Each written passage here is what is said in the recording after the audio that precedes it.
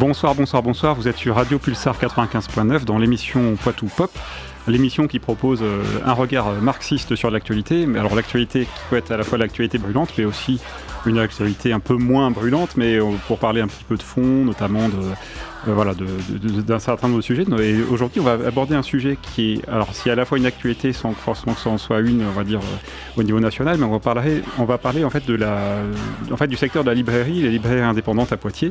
Et nous recevrons, on va dire, une libraire de la librairie La Belle Aventure. Nous parlerons aussi, disons, évidemment, de comment ne pas parler de la grève d'aujourd'hui. Et puis, comme d'habitude, évidemment, la chronique Ciné Marx pour parler de divers films qui pourraient nous intéresser ou vous intéresser dans le cadre de cette émission que vous écoutez sur Radio Pulsar 95.9, émission proposée par l'association Poitou Presse, en partenariat avec aussi d'autres médias comme Ventre Presse, la chaîne YouTube, ou le journal Le 30. Et donc nous sommes avec le Gabin, notre présentateur vedette, est malade, donc l'équipe un petit peu chamboulée, et nous avons donc par contre en duplex depuis la Normandie Yurigan. Bonsoir Yurigan. Et bonsoir Edoui, j'espère que vous m'entendez bien. On t'entend un petit peu faible, mais là, est-ce qu'on t'entend mieux maintenant, peut-être ? Et bonsoir à toutes et tous, les réglages en direct. C'est bon. Voilà, les réglages en direct, quelques aléas, notamment avec les malades notamment que nous avons. Et nous avons, nous avons aussi une libraire. Alors désolé, j'ai mangé votre nom, de la librairie La Belle Aventure. Bonsoir. Bonsoir, je suis Karine Lozano. D'accord, Karine. Bonsoir Karine.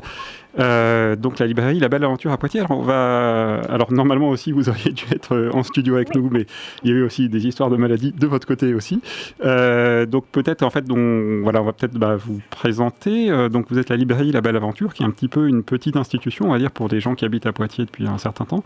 Mais peut-être vous pouvez vous présenter vous, la librairie. Il me semble que cette librairie a aussi changé un petit peu parce que vous êtes passé sur un mode coopératif, alors que avant c'était une libraire, je sais pas, elle est peut-être partie à la retraite. Si vous pouvez nous en dire un peu plus sur l'histoire de votre librairie, qui vous êtes, voilà. Alors ce n'est pas ma librairie, moi je suis arrivée, j'en ai pris la direction il y a un peu plus d'un an. C'était effectivement une SARL qui a été fondée par une libraire il y a 30 ans pour la partie jeunesse, 15 ans pour la partie adulte. Et en 2019, cette SARL est passée en coopérative, donc en SKIC. Donc depuis, ce statut est là depuis 2019, et ensuite il y a eu le départ à la retraite de l'ancienne dirigeante, le renouvellement de l'équipe de coopérateurs gérants, investis au niveau de la coopérative, et le renouvellement de l'équipe de libraire et moi à la direction qui suis arrivée il y a 15 ans. D'accord. Donc c'est une librairie, elle était assez connue, pour nous qui avons, on va dire, un regard un peu politique sur l'actualité.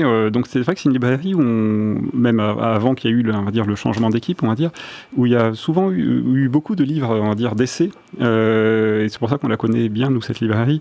Pas mal d'essais sociologie, de politique, d'économie, et aussi c'est une librairie qui a toujours accueilli, on va dire, des invités, des auteurs. Donc évidemment aussi dans le cadre des auteurs on va dire, de littérature, évidemment, mais aussi surtout pas mal d'essayistes qui présentaient leur ouvrage et ça donnait parfois, on va dire, des débats, on va dire, assez intéressants dans votre librairie. C'est un petit peu, j'ai l'impression que c'est la marque de fabrique de votre librairie.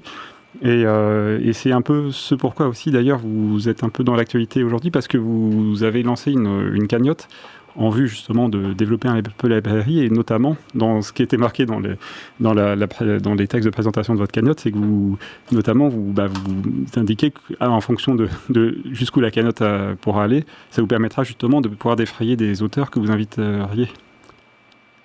Oui, tout à fait. C'est vrai que la librairie a cette spécificité d'avoir un rayon sciences humaines et sociales qui est aussi important que la littérature, ce qui est assez rare. Donc il y a vraiment un fond très intéressant, très très riche sur les sciences humaines et sociales. Donc des rencontres et oui, puis un enjeu pour les librairies indépendantes pour arriver à tout simplement rémunérer et défrayer le déplacement des auteurs. C'est un coût qui est difficilement absorbable par la simple vente des livres lors de cette rencontre. Donc les auteurs aussi sont légitimes à avoir une rémunération pour ces temps-là. Donc, pour nous aider à proposer une programmation riche en fait et variée et faire venir des auteurs, des autrices des quatre coins de la France, c'est un des volets de J'adopte un projet, oui, concerne ces animations-là. Et donc Yorigan, qui est à distance, tu voulais intervenir? Oui, tout à fait. Moi, j'avais donc plusieurs questions, mais la première va porter sur justement un peu le statut de l'entreprise. Donc, qu'est-ce qui change entre le statut de l'entreprise tel qu'il était avant, donc une SARL, qu'est-ce que ça implique une SARL, et qu'est-ce que ça implique le changement de statut, qu'est-ce que ça change, combien vous êtes à travailler dans ce collectif de travail, qu'est-ce que ça change vis-à-vis des personnes qui viennent fréquenter la librairie, acheter des livres ou pas. Voilà, ça c'est ma première question, puis j'en aurai une autre juste après. Le fonctionnement de la coopérative fait qu'il n'y a, contrairement à une SARL où il y a un propriétaire ou des propriétaires gérants, là, il n'y a pas de propriété. L'entreprise, elle a une forme d'entreprise, c'est une société par action simplifiée. Donc il y a deux statuts, statut coopératif et il y a son statut d'entreprise, mais il n'y a pas de propriétaire. La librairie appartient en quelque sorte à tous les coopérateurs et quel que soit le montant que les coopérateurs investissent dans la coopérative, c'est une voix, une personne, une voix. Donc il y a une égalité en fait devant le vote et des grandes décisions. Également, s'il y a des bénéfices, il n'y a pas de versement de dividendes. Personne ne percevra des sommes. Tous les bénéfices sont forcément réinvestis dans l'entreprise. Voilà, c'est un fonctionnement de ce type. Après, c'est pas une SCOP, c'est différent. C'est-à-dire que la SCOP, c'est quand même un groupement de salariés qui agit et qui possède en fait l'entreprise, même si c'est sur un mode coopératif. La SCIC, c'est pas ça du tout. Donc la SCIC est l'employeur de 5 libraires professionnels qui peuvent être coopérateurs ou pas, hein, c'est pas une obligation, mais là en l'occurrence chez nous ils le sont. Et c'est l'employeur, voilà. Oui, alors si je peux me permettre du coup une précision avant que tu poses ta question. C'est vrai que donc la SCIC, en effet, c'est une différente d'une SCOP, même si ça peut s'y rapprocher par le côté, on va dire, coopératif et le côté que ça s'inscrit, on va dire, dans ce qu'on pourrait appeler l'économie sociale et solidaire, ou en tout cas dans le cadre d'entreprises, on va dire, qui n'aurait pas un fonctionnement capitaliste, en tout cas. En fait, c'est vrai qu'on connaît pas mal, parce que c'est quand même, ça commence un petit peu à se répandre d'avoir des coopératives sous forme de SCOP, où justement c'est les travailleurs qui se regroupent entre eux pour gérer l'outil de travail, en gros. Là, ce qui est intéressant avec la SCIC, c'est qu'il y a pas, ça se limite pas qu'aux travailleurs, on va dire aux travailleurs, aux travailleuses de la librairie, justement, comme vous le dites. C'est aussi, du coup, la SCIC est un statut un peu hybride qui permet aussi à des gens extérieurs, donc notamment, en l'occurrence, les lecteurs, là, enfin les lecteurs, enfin oui. les espaces lecteurs, pas ou les lectrices, oui, qui peuvent en fait adhérer, mais aussi, je crois que, disons, en fonction des statuts, ça peut aussi vous pouvez aussi impliquer parfois les fournisseurs, entre guillemets, donc du coup les éditeurs peut-être, ou en fait c'est un peu un hybride entre un peu où on peut adhérer comme si on adhérait à une association pour les gens qui ne seraient pas, on va dire, les travailleurs, on va dire, de la structure, et puis évidemment les travailleurs, travailleuses de la structure qui, elles aussi, comme dans une SCOP, ont leur voix chapitre. Donc, de certaine manière, c'est un petit peu, un petit peu, comment dire, on va dire une propriété, on va dire, d'usage, en fait, entre les travailleurs et les gens qui, en fait, sont, enfin, les clients, par exemple. Oui, les coopérateurs qui sont clients, d'autres qui sont un peu plus loin de la librairie, mais qui avaient souhaité faire un geste. Par contre, il y a effectivement la collaboration, la juxtaposition de professionnels et de bénévoles autour de la librairie, donc qui demande une certaine organisation qui peut... les statuts sont très souples vis-à-vis de ça, donc ça peut évoluer selon la volonté des professionnels et des bénévoles. Mais effectivement, ils ont une contribution en volume de travail qui peut être considérable. Yorikan, tu avais une question du coup sur... Oui, alors c'est plus une précision. Moi, En fait, l'actualité qui a fait que j'ai eu vent un petit peu, qui m'a fait remonter de l'actu de la belle aventure, c'est qu'a priori vous déménagez, c'est ça, de Oui, ça l'emplacement y est. que vous avez aujourd'hui. Ça y est, c'est fait. Ça y est, c'est notre deuxième jour d'ouverture dans le nouveau local. On est dans la même rue en fait. Il y avait 2 boutiques, un côté jeunesse, un côté se faisait face dans la même rue, côté adulte. Donc ces locaux-là, voilà, c'est terminé. On a 9 jours pour tout déménager. On a ouvert depuis hier dans le nouveau local, c'est dans la même rue. Et alors, est-ce que c'est une information que vous pouvez donner? Je ne sais pas, mais donc là, vous êtes propriétaire, locataire de vos murs. Comment ça marche? Non, on est locataire. Une librairie a rarement les moyens d'acquérir les murs. Ça peut se faire à la création si c'est pas trop cher. Non, on est locataire, oui. D'accord. Et donc cette volonté, c'était de rassembler tout au même endroit pour faire un espace plus grand. Quelle était la volonté derrière? Est-ce que c'était votre ancien bailleur qui montait les loyers? C'est quoi c'est une conjonction de tout. C'est vrai que les nouveaux coopérateurs, les derniers coopérateurs là, qui se sont investis, avaient eu cette idée vaguement de se dire que ça serait bien de réunir, puisque c'est quand même la même librairie, de réunir jeunesse et offre adulte. Et puis, quand je suis arrivée, j'ai fait le constat effectivement qu'on avait des loyers très élevés, une multiplication des charges, puisqu'il y avait 2 locaux séparés, une scission de l'équipe qui ne pouvait pas travailler. Donc, c'était un choix. On a cherché, par ce nouveau local, non seulement à agrandir, à réunifier et à agrandir l'espace, mais aussi à baisser les charges. Et donc, on a trouvé un loyer qui est moins onéreux. Donc, ça va nous permettre aussi d'être un peu plus confortable dans notre fonctionnement. Et donc nous sommes avec Karine Lozano de la Belle Aventure, donc sur Radio Pulsar 95.9 dans l'émission Poitou Pop. Alors moi j'ai une question qui va peut-être un petit peu aller sur un sujet un peu plus large par rapport au livre. Donc nous dans l'émission Poitou Pop on parle pas mal on a une notion qui est assez chère qui est dans ce qu'on peut développer dans les différentes émissions qu'on fait sur cette radio ou sur YouTube, sur notamment la question du déjà là, on va dire, qui est une notion qui est développée notamment par le sociologue Bernard Friot.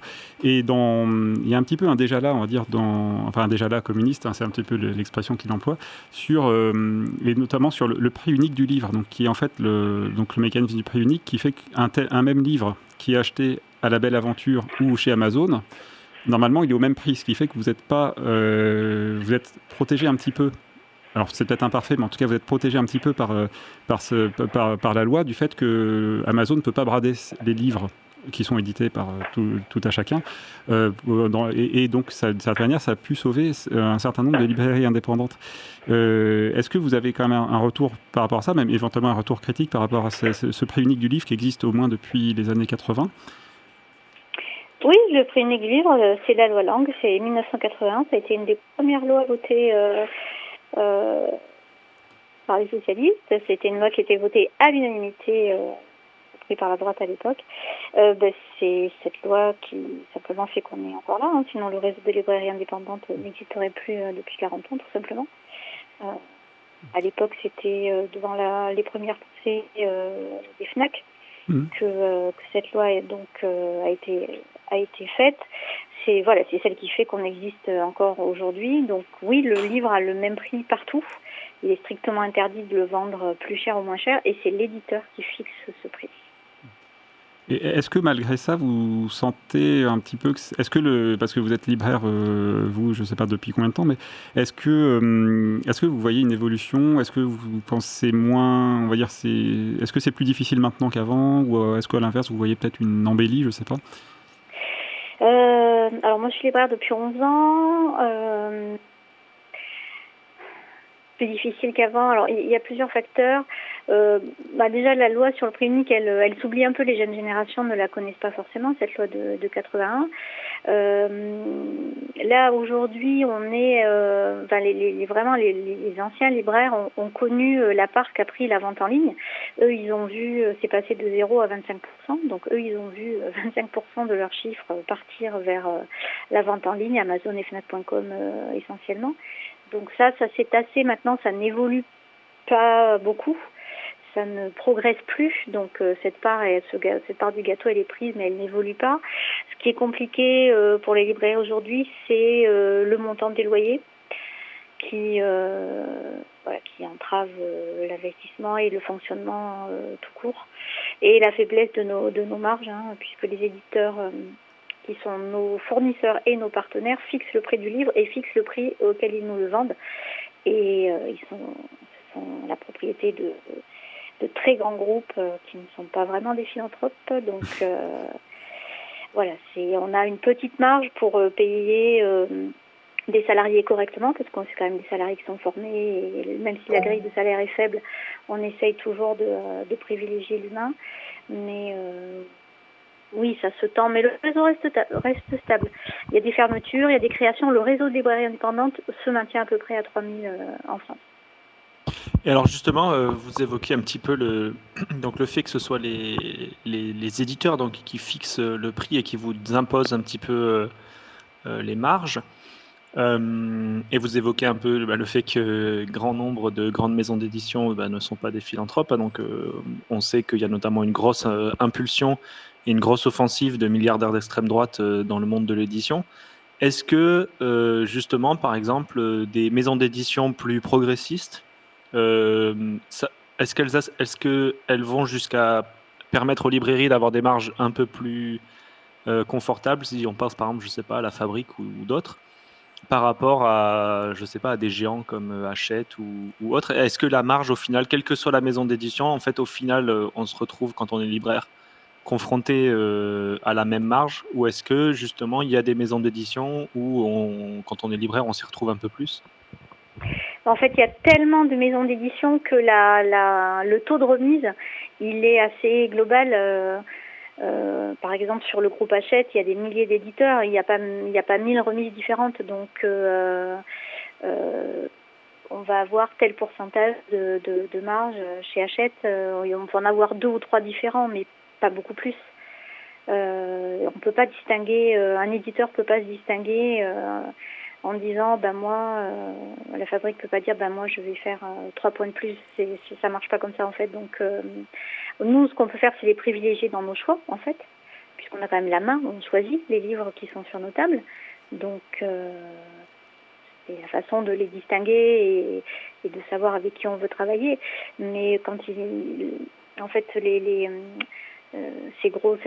milliardaires, ils détiennent les tuyaux, en fait. Ils ont la distribution. C'est comme dans la téléphonie, quand on a les tuyaux, voilà, on a la main sur tout le reste. Donc on peut pas, non, la marge elle est quand même assez commune à tous les éditeurs. Oui, parce que du coup, si je comprends bien, c'est qu'en fait il y a à la fois des gens qui sont éditeurs et donc les distributeurs, et finalement c'est les géants, ils sont tellement gros qu'ils impriment le rythme pour toute l'industrie du livre, on va dire, c'est ça, si je comprends bien? Oui, c'est ça. Un éditeur, un distributeur, c'est des milliers. Il a dans sa besace, il a des milliers de maisons d'édition, et donc il y a une remise unique en fait, quasiment, qui va très peu varier. On ne peut pas, nos interlocuteurs, ça ne peut pas être les éditeurs, ils sont beaucoup trop nombreux, donc ça se concentre en fait. Chaque éditeur a fait le choix d'un distributeur. Des distributeurs, il n'y en a pas tellement en fait, donc il y en a une dizaine de gros distributeurs pour tout le marché éditorial. Donc ils se possèdent les uns les autres, et puis voilà, c'est groupe Hachette, donc Bolloré, groupe Interforum Schretinski, voilà, c'est ce genre de structure. D'accord. Puisque vous parlez d'éditeurs, est-ce que, quel est, on va dire, disons, en fait, dans un libraire indépendant, où en fait, on peut venir, si le livre n'est pas dans les rayons, normalement, un libraire peut commander tous les livres qui ont été déposés, en tout cas, sur le catalogue, on va dire, de la Bibliothèque nationale de France. En fait, tous les livres qui ont été imprimés en France, globalement, c'est aussi peut-être le cas d'ailleurs à l'étranger, normalement, on doit pouvoir le commander dans une librairie, quelle qu'elle soit. Donc, même si ce n'est pas un livre que vous avez, on va dire, choisi ou plébiscité, n'importe qui pourrait venir vous acheter les mémoires d'Emmanuel Macron dans votre librairie, par exemple. Mais justement, ça mis à part, disons, les livres qu'on peut venir, vous n'avez pas forcément dans le rayon, vous pouvez le commander pour nous. Disons, vous avez quand même, vous, une sélection de livres que vous avez choisis, et comme il y a énormément de livres qui sortent tout le temps, vous êtes forcément obligé de faire un choix dans ce que vous présentez, que vous mettez en avant. Quel est un petit peu votre entre guillemets, je ne sais pas si on dirait ligne éditoriale parce que vous n'êtes pas un journal, mais quelle est votre ligne, vos critères en fait de qu'est-ce qui fait que vous choisissez tel auteur plutôt qu'un autre, aussi tel type de livre plutôt que d'autres? Alors, en tant que commerçant, d'abord, on doit aussi, il faut que ce soit une offre qui corresponde à notre clientèle. Mais c'est aussi forcément, il y a de tels choix à faire que c'est aussi forcément des choix très personnels des libraires. Il faut composer entre des nouveautés et puis avoir du fond, c'est-à-dire des ouvrages de référence ou qui apportent vraiment quelque chose.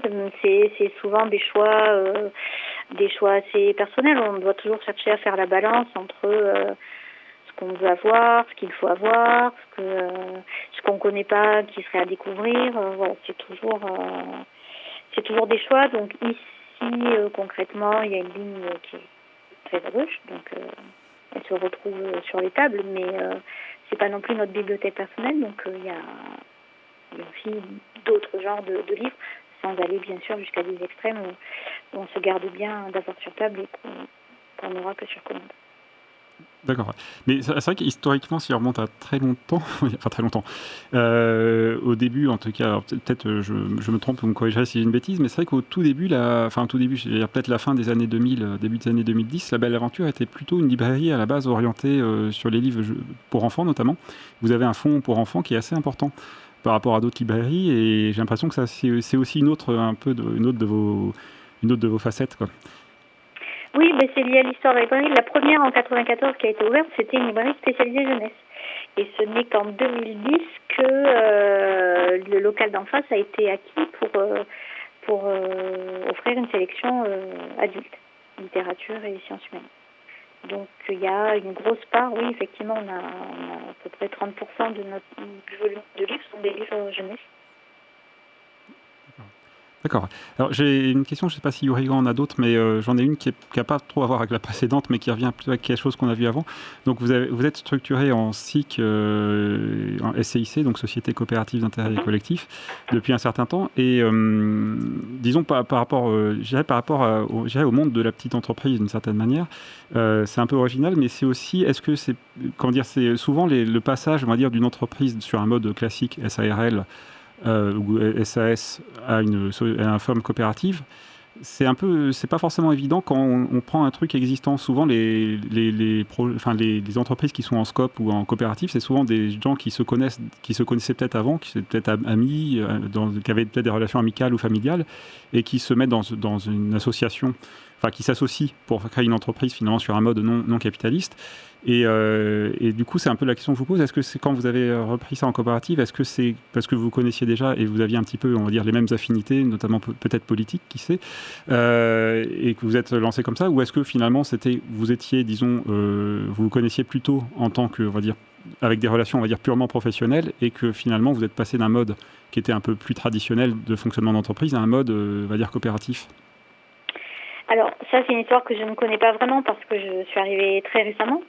De ce que me disent les coopérateurs qui connaissent la librairie depuis très longtemps et qui ont vécu ce passage en 2019, c'est un petit peu atypique. Qu'après tant d'années, ça passe d'une entreprise privée à une coopérative. C'était... je sais pas comment le dire avec des pincettes, c'était pour sauver l'entreprise,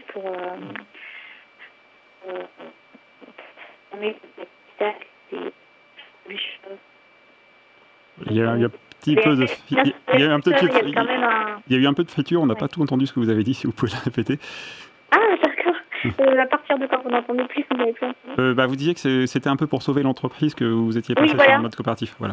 Oui, je pense que c'était pour sauver l'entreprise. Il y avait déjà une association de lecteurs, il y avait un petit groupe de clients très très investis qui avaient monté une association de lecteurs et qui ont été à même de soutenir le projet, mais c'était un petit peu atypique quand même comme passage. C'est une entreprise très commerciale, une librairie, donc il y en a qui se créent directement en scope ou en SKIC, mais une transformation comme ça, je pense que c'était pas très courant. Ok, donc d'une certaine manière, c'était peut-être aussi une façon, donc pour sauver l'entreprise, j'imagine une sorte de manière d'ouvrir le capital ou de, Oui. entre guillemets, d'émettre de nouvelles actions et plutôt que de rester dans un mode, on va dire, classique capitaliste, de changer en même temps la structure de la société pour, donc vous avez dit, il y avait cette association de lecteurs pour leur permettre aussi de, vu qu'ils sont investis, de prendre peut-être aussi leur part de responsabilité dans la partie gestion de l'entreprise. Et donc de faire évoluer la société de cette manière-là, c'est à peu près ça. Moi, c'est ce que je comprends que vous avez compris. Oui. Après, à l'époque, comme l'ancienne dirigeante était encore là, les coopérateurs n'ont pas pu vraiment s'investir dans la gestion puisqu'elle a gardé la main. Puis une fois qu'elle est partie, là, certains coopérateurs actuellement, effectivement, souhaitent prendre une part plus importante dans la gestion. Donc ça va être à travailler parce que pour nous, les professionnels, c'est un petit peu compliqué aussi de faire la part à des bénévoles ou à des gens qui ne sont pas du tout du métier. Donc ça peut être, c'est un petit peu en chantier. Voilà. Après, il y a des coopérateurs qui ont donné 100 € il y a 6 ans, en 2019, et qui n'ont pas plus contribué. Donc, et le capital est évolutif. Il y a des coopérateurs qui se rajoutent, d'autres qui partent. Voilà, c'est un capital fluctuant. Et alors justement, comment ça marche s'il y a des gens qui nous écoutent ou qui sont clients de la belle aventure et qui aimeraient franchir le pas de la coopération et devenir coopérateur, comment ça marche? Alors, ils sont les bienvenus pour adhérer, donc prendre des parts. En fait, on peut dire que associé ou coopérateur, on peut utiliser le mot qu'on veut, mais en fait, c'est une adhésion. On prend des parts sociales. Pour commencer, il faut 5 parts sociales à 20 €, donc ça fait 100 €.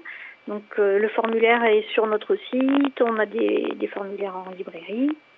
Donc voilà, il suffit de remplir, de donner sa contribution.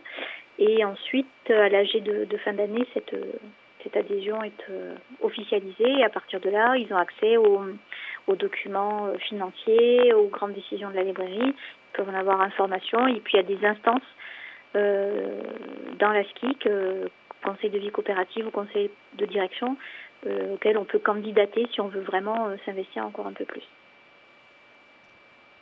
Merci pour ces précisions.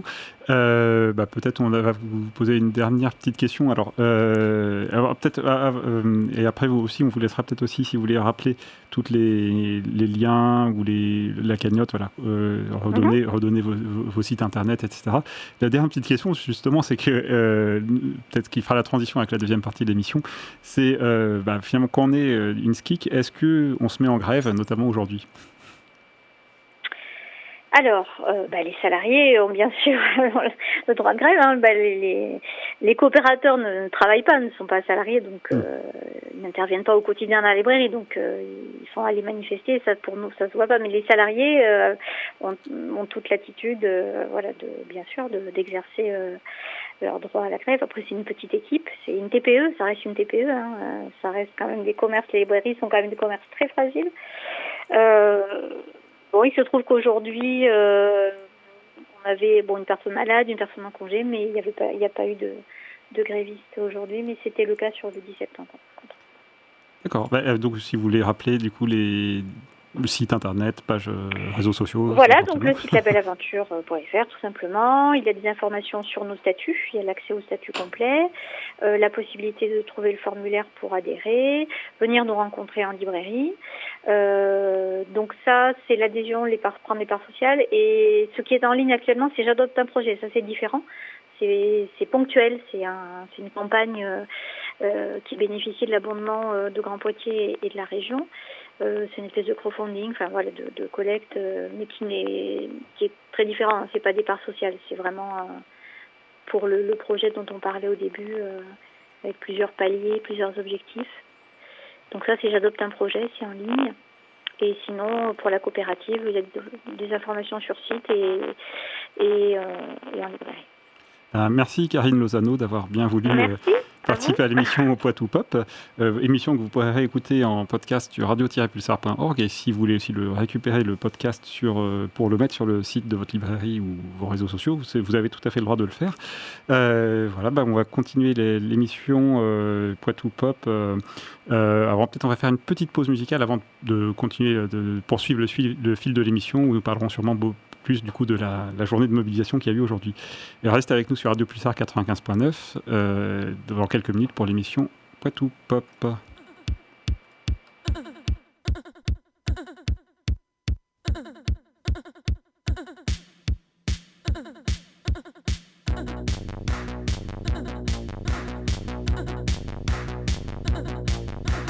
J'aime que tout soit bien rangé. J'aime que ma famille m'obéisse. J'aime la chasse et mes copains bourrés. J'aime surtout la représentation du Christ. J'aime que les femmes n'avortent pas. J'aime bien la télévision. J'aime bien l'idée du partage. J'aime cependant ne pas donner mon pognon. J'aime mon pays, comment peux-tu en douter? J'aime aussi le Seigneur car il pardonnera mes péchés. J'aime mon pays, comment peux-tu en douter? J'aime aussi le Seigneur car il pardonnera mes péchés. J'aime mon pays, comment peux-tu en douter? J'aime aussi le Seigneur car il pardonnera mes péchés. J'aime mon pays, comment peux-tu en douter? J'aime aussi le Seigneur car il pardonnera mes péchés.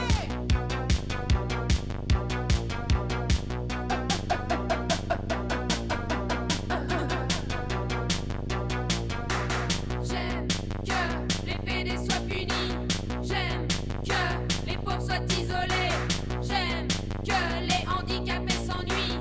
J'aime que ma voiture soit bien garée. J'aime les valeurs, j'aime les principes. J'aime l'armée, j'aime les hypermarchés. J'aime en secret tripoter mon fils. J'aime aller à nos motos et aux prostituées.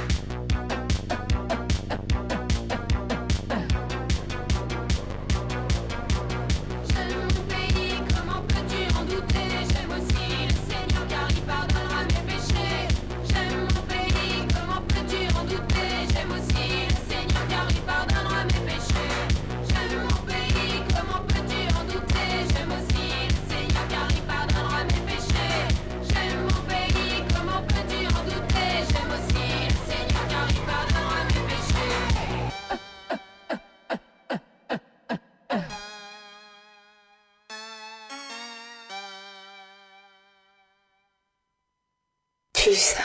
Non, c'est de plus en plus catastrophique, le groupe va s'écrouler. Enfin, on peut quand même pas être les complices d'un suicide. Benoît le pape, les travailleurs ne laisseront pas saboter le formidable outil qu'ils ont contribué à forger. Indignés par ton attitude, ils décident de gérer eux-mêmes le groupe. Vive l'autogestion! Ah, tout de même. Les étoiles en plus. Et il est 19h34, vous écoutez Radio Pulsar 95.9, nous sommes dans l'émission Poitou Pop, l'émission qui propose un regard marxiste sur l'actualité. Donc nous venons d'écouter, là c'était une petite pause musicale, nous venons d'écouter le groupe Sexy Sushi pour la chanson « J'aime mon pays, même si c'est plus ce que c'était ».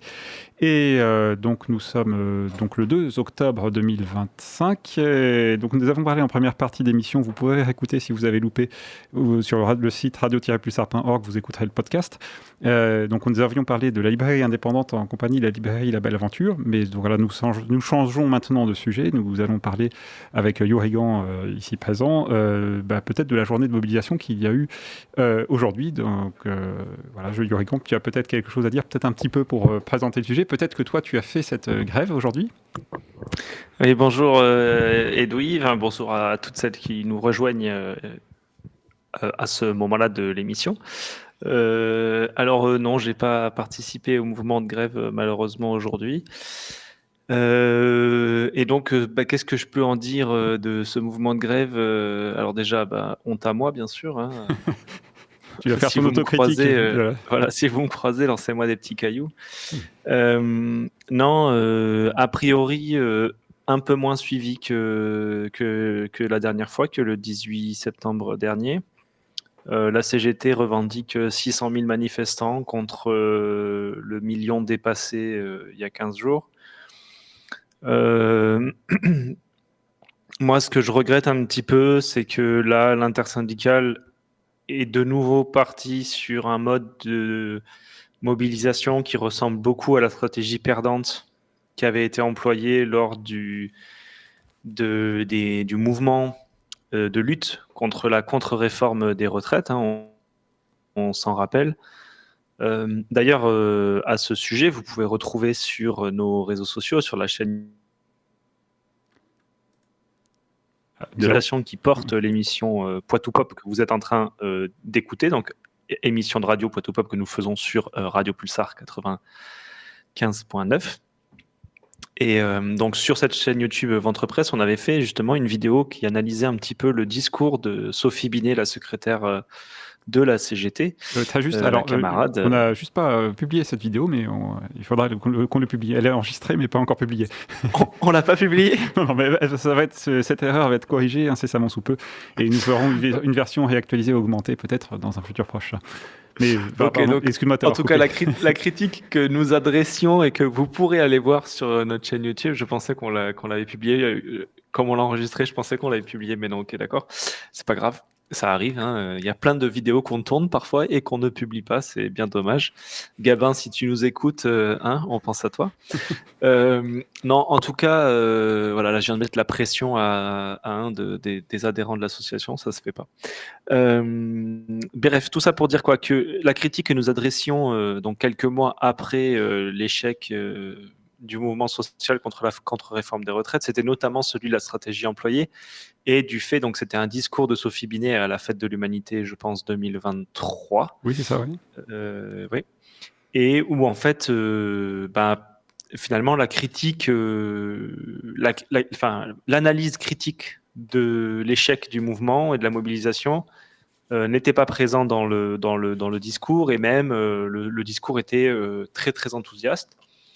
Alors, on a discuté un peu plus tard avec un de ses camarades de la CGT, donc que nous avions invité, Fabien, qui nous expliquait que si au sein de la CGT, cette critique existait et qu'il y avait bien des gens à la CGT pour essayer de réfléchir sur pourquoi le mouvement avait été un échec, en tout cas une défaite. Pas forcément un échec, mais en tout cas une défaite. Et notamment, c'était un petit peu le discours que tenait Sébastien, qui était également qui est un de leurs camarades de la CGT, également que nous avions reçu le 18 septembre au soir, qui appelait de ses voeux à ce que ce ne soit pas de nouveau cette stratégie perdante qui soit employée, à savoir la grève perlée, la grève une fois de temps en temps, des gens qui perdent du coup des journées de salaire pour au final à la fin qu'il se passe pas grand chose, quoi. Donc moi c'est un petit peu ça que je vais déplorer aujourd'hui, même si voilà, c'est mon introduction sur le sujet. Non, mais je vais te laisser un petit peu donner ton avis et parler sur ça, mais non, mais c'est vrai que cette critique-là est intéressante parce que, c'est une critique qui émerge un petit peu, justement, et pas parce que c'est vrai que les discours anti-syndicaux sont souvent assez convenus. On peut dire, les syndicats, ça sert à rien, etc.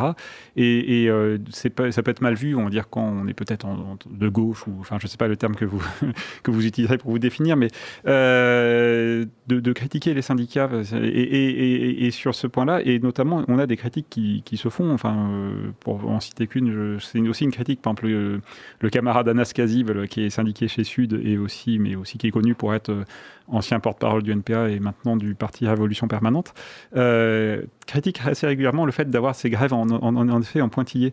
Et c'est vrai que, tu n'as pas fait grève, peut-être est-ce la raison. Et c'est vrai que moi, si je prends dans mon entourage, alors c'est vrai que ça vaut pas statistique et ça mériterait d'études statistiques, de sondages, etc. Mais c'est vrai que j'ai quand même l'impression qu'il y a une part de gens qui seraient d'accord avec les mots d'ordre pour faire la grève et qui seraient peut-être beaucoup plus enclins à faire la grève si la grève durait 3 ou 4 jours que si c'est juste un jour de temps en temps. Parce que ça aurait un peu plus d'impact, et c'est ce qu'on avait vu notamment, on parlait des mobilisations en 2023 où ça a été un peu le cas, où dès que les éboueurs de Marseille disent au préfet qu'ils c'est hors de question qu'ils soient réquisitionnés et qu'ils font grève pendant 5 jours, ça fait un petit peu des effets.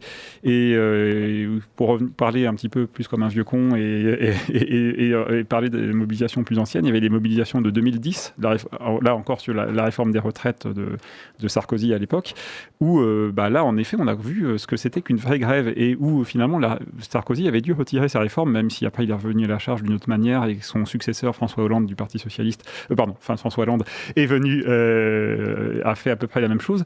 En tout cas, ça avait bien freiné les choses parce qu'à l'époque, en tout cas, je me souviens en fait qu'il y avait pas mal de trains qui circulaient pas et que la SNCF était obligée d'affréter des cars privés pour faire un peu un service minimal sur certains tronçons. Donc, alors qu'une grève où on fait une journée de grève tous les mois ou tous les 3-4 semaines, en fait, même l'économie a le temps de s'organiser pour prévoir en fait qu'il y aura peut-être 10% de travailleurs qui feront grève, en gros. Et encore 10%, je suis peut-être gentil, quoi. Donc, oui, c'est ça. C'est-à-dire que j'ai l'impression que la stratégie là de dire on fait une grosse date de temps en temps, j'imagine que la strate derrière ça, c'est de se dire ok, on va faire juste des dates de temps en temps, comme ça les gens ils perdent pas trop de salaire d'un coup. Et le but c'est d'être hyper nombreux et nombreuses pour marquer des grands coups. Bon, le fait est que là on a dépassé 1 million la dernière fois, là c'était 600 000. Mais en fait, je pense que cette stratégie, elle peut être porteuse si on a, je sais pas, peut-être 3, 4, 5 millions de manifestants. Et encore, pendant le mouvement contre la contre-réforme des retraites, on a atteint des scores qui étaient titanesques par rapport à ce qui a pu se faire dans ces 20 dernières années. En tout cas, moi, de mon vivant, je pense on a battu des records de mobilisation lors de journées de manifestations et de grèves. Néanmoins, en fait, on se rend compte que je pense que le patronat, le capitalisme, il est à même d'encaisser des journées comme ça de manière ponctuelle parce que, voilà, c'est probablement qu'en fait, sur une journée, c'est facile de peut-être remplacer des gens qui seraient en grève par d'autres ou ce genre de choses-là.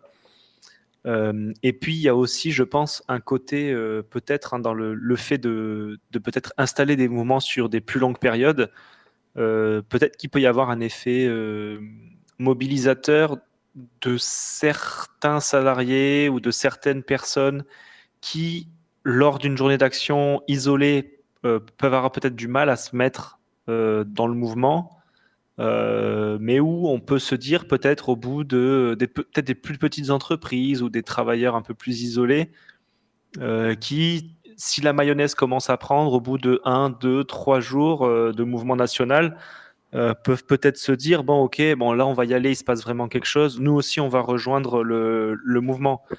Or là, avec cette stratégie perlée qui visiblement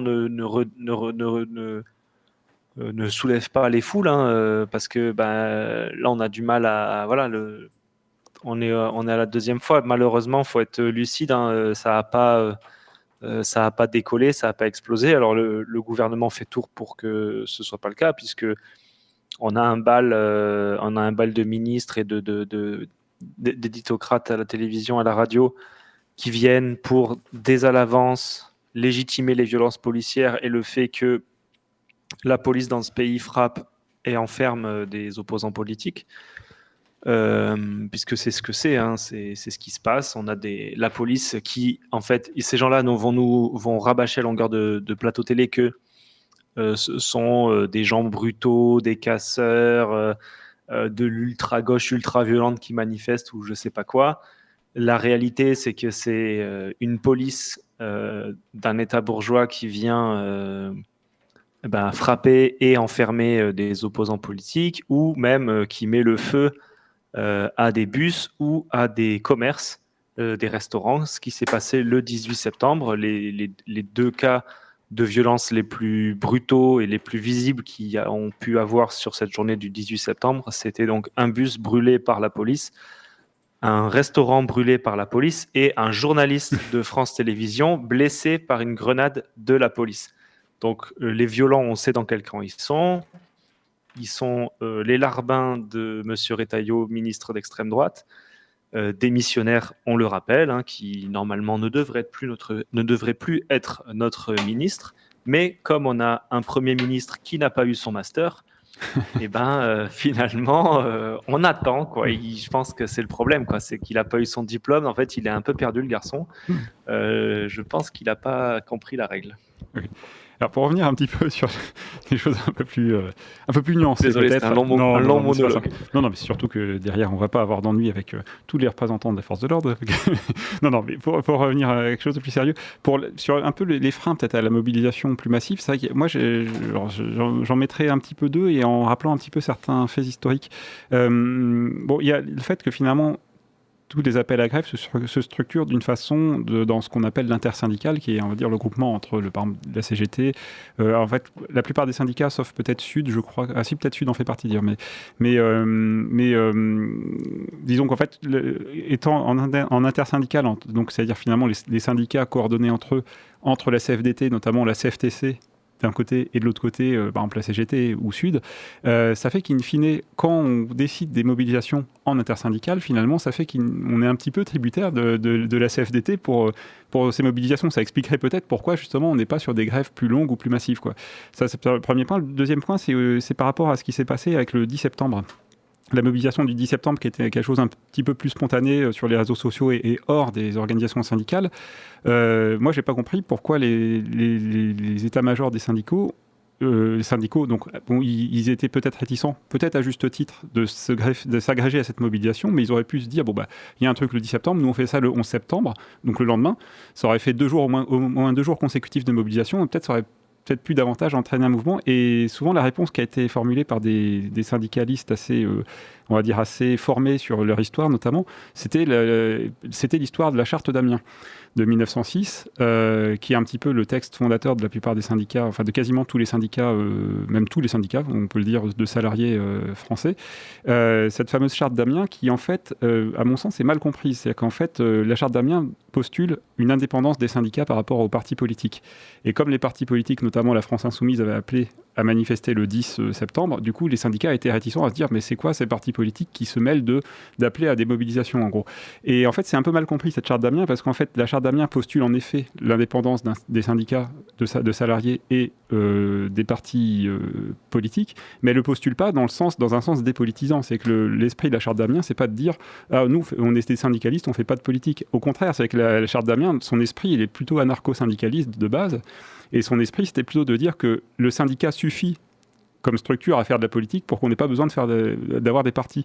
Et en fait, c'est pour ça que c'est mal compris, cette charte d'Amiens, et c'est utilisé, à mon sens, à tort et à travers, pour en fait faire une scission entre le militantisme politique et le militantisme syndical, alors qu'en fait, ça devrait au contraire être la consécration, on va dire, d'une fusion des deux, et justement d'aboutir à quelque chose, un processus un peu plus révolutionnaire, quoi. Oui, complètement. C'est-à-dire qu'on pourrait imaginer, en fait, ce qui aurait été vraiment bien, c'était, maintenant, voilà, mais peut-être on le saura pour la prochaine fois, mais le 10, ce mouvement un peu sorti de nulle part d'Internet. Le 11, les syndicats, appellent à une grosse journée de mobilisation. Et peut-être, pourquoi pas, le samedi, une grande marche à l'appel des partis politiques progressistes, comme ils savent de temps en temps le faire. Et là, on aurait eu convergence des luttes avec voilà. Mais comme tu dis, en fait, l'intersyndical, le truc, c'est que probablement qu'on est obligé de s'aligner sur le -10. Le -10 étant la CFDT qui joue la respectabilité, alors qu'au final, à la fin, probablement qu'ils se font taper et gazer comme tous les autres. Hein, mais bon, après, c'est comme ça, quoi. Hein, quand on est jaune, on est jaune. Hein. Mais voilà, bon, ça vient peut-être un peu de là. Est-ce qu'en fait, il faudrait pas juste faire sans l'intersyndical et un peu durcir, mais c'est pas facile. Le mouvement social, c'est pas une incantation, quoi. S'il y avait une recette magique, ça ferait longtemps qu'on aurait gagné, quoi. Ouais. S'il y avait une recette magique, ce serait en fait simplement une histoire de fiction, donc un film, et donc c'est le moment justement de faire la transition avec notre habituelle chronique Cinémarx. Alors Arthur, qui fait cette chronique toutes les semaines depuis 1 an, sur cette émission Poitou Pop que vous écoutez sur Radio Pulsar 95.9, n'est pas là, mais il nous a transmis sa chronique préenregistrée que nous allons écouter. Donc nous découvrons avec vous la chronique Cinémarx de la semaine, donc la chronique qui permet de mettre le capitalisme hors champ. Bonjour tout le monde et bienvenue dans Cinémarx, la chronique ciné qui met le capitalisme hors champ. Aujourd'hui, nous allons parler non pas d'un film, mais d'une saga entière, d'un univers. Et comme durant cette émission, nous vous avons parlé de littérature, je vais vous parler d'une des adaptations les plus célèbres, si ce n'est pas la plus célèbre des adaptations de livres au cinéma, Harry Potter. Harry Potter, 2 mots qui ont bercé toute une génération, certains de par les livres, d'autres de par les films. 2 mots pour résumer un univers aussi riche que passionnant, 2 mots qui laissent aujourd'hui un goût doux amer chez de nombreux fans. Harry Potter a de prime abord tout pour plaire dans les thématiques que le récit aborde. Tout d'abord, l'acceptance et le respect entourant des enfants marginalisés. C'est un aspect qui a rassemblé beaucoup de personnes LGBT autour de la franchise, se retrouvant dans cet univers comme une safe place. Harry Potter, c'est aussi la lutte contre le fascisme qu'incarne le personnage de Voldemort, ne voulant que des sorciers de sang pur, et asseoir une domination sur les moldus, etc. Et pourtant, le fascisme et les idées LGBTQ+ phobes, l'autrice, J.K. Rowling, en est devenue le porte-étendard ces dernières années. Harry Potter, ça a été une machine à fric assez puissante, qui a rendu son autrice pétée de thunes. C'est le moins qu'on puisse dire, parce que sa fortune aujourd'hui est estimée à près d'1 milliard de livres sterling. C'est tout simplement l'écrivaine, et toujours confondue, même les écrivains, etc., la mieux payée au monde. J.K. axe quand même beaucoup ses prises de position, notamment sur Twitter, sur sa transphobie. On pourrait assimiler ses propos à ceux du groupe Némésis en France, un féminisme de façade pour alimenter leur haine des personnes trans. Car selon elle, les personnes trans sont dangereuses et pour dire le pire de leurs pensées, les personnes trans font selon elle des transitions dans un corps féminin pour pouvoir violer les autres femmes. Si je fais aujourd'hui cette chronique, c'est qu'une nouvelle adaptation des livres Harry Potter sur le médium audiovisuel a récemment été annoncée pour 2027 sous forme de série sur la plateforme HBO. J.K. est très engagée dans la production de cette dernière et elle a déjà déclaré que les revenus qu'elle touchera de la série à venir seront dans leur grande partie reversés à des associations transphobes. Donc si je fais cette chronique aujourd'hui, c'est car je sais que l'univers d'Harry Potter est cher à beaucoup d'entre nous, que c'est pour beaucoup un rappel de l'enfance, une Madeleine de Proust, mais qu'en même temps, on ne peut pas fermer les yeux sur ce qu'est J.K. Rowling, une personne abominable qui ne mérite pas le moindre centime de notre part. Alors, quelques consignes pour la boycotter sans se priver.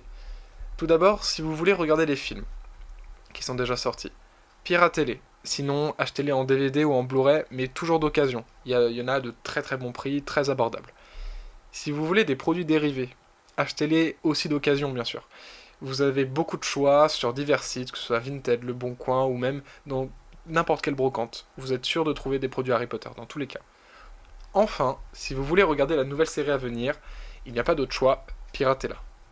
Il n'y aura pas d'autre moyen, mais dans tous les cas, ne donnez aucun sou à l'autrice dont il ne faut plus prononcer le nom. Je vous parle solidarité avec les étudiants et les ouvriers et vous me parlez travelling et gros plans. Les étoiles en plus. Et donc c'était la chronique Cinémark. Alors pour une fois, c'est une chronique qui finalement pousse à ne pas aller regarder le film dont on parle finalement. Mais ça peut être un concept, c'est vrai qu'on peut réanalyser certains films en disant bon finalement c'est pas terrible. Voilà, peut-être un petit mot. Oui, c'était ce qui avait été fait sur la chronique notamment d'Amélie Poulain, si on se rappelle bien, les auditrices et les auditeurs qui se rappellent un petit peu de l'émission. Il avait déjà fait un petit peu ce concept-là avec Amélie Poulain. C'était plus nuancé parce que oui, c'était plus nuancé. Jean-Pierre Jeunet n'était pas forcément quelqu'un, on va dire, sur lequel on avait, on va dire, un a priori négatif, en tout cas sur sa personne, mais c'était plus l'esthétique du film qui était critiquée.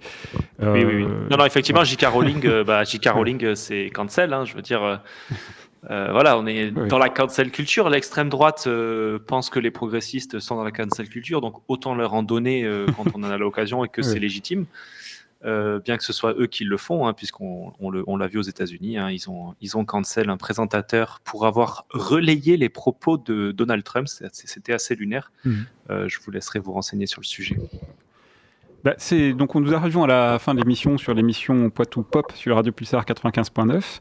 Un petit rappel de nos autres supports, parce que nous sommes une multinationale du média à l'échelle du Poitou, puisque nous avons la chaîne YouTube Ventre Presse, la chaîne Twitch Abincouillon, le journal papier Le 30 qui va bien finir par sortir un jour, ou le30.info, qui est le site numérique du journal papier qui est un petit peu sorti, c'est-à-dire qu'il y a un numéro qui date d'avril qui est disponible à l'envers du bocal ou en précommande sur helloasso.fr. Et je crois que j'ai rien oublié. nrslip.info. Ah oui, nrslip.info, évidemment. nrslip.info, la page Instagram de Poitou Presse. Voilà, je crois qu'avec ça, on est bon. Oui, Ventre Presse sur YouTube. Bien sûr, cette émission sur Radio Pulsar que nous produisons. Est disponible en podcast sur radio-pulsar.org et sur toutes les plateformes de streaming. Oui, c'est ça. En particulier YouTube, parce que Spotify, comme on met de la musique, il nous censure. Merci Yorigan de ta présence. Merci Karine de la librairie La Belle Aventure pour avoir répondu à notre invitation en début d'émission. Et on se quitte. Et vous pouvez rester sur Radio-Pulsar. Vous pouvez rester sur Radio Pulsar et écouter Radio Pulsar puisque nous enchaînons avec l'émission Metal Fury. On se retrouve dans 2 semaines. Bonne soirée.